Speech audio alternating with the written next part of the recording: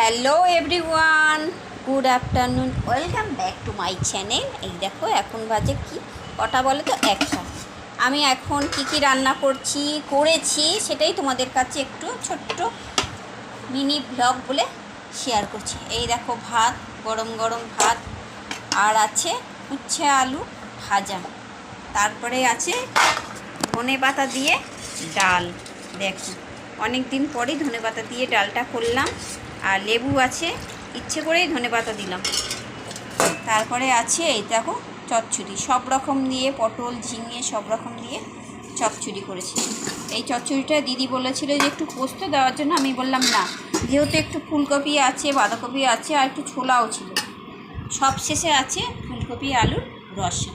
এই দেখো সবশেষে ফুলকপি আলুর রসা আছে। আজকে আমাদের লাঞ্চ, যেহেতু বৃহস্পতিবার, তাই আমাদের নিরামিষ।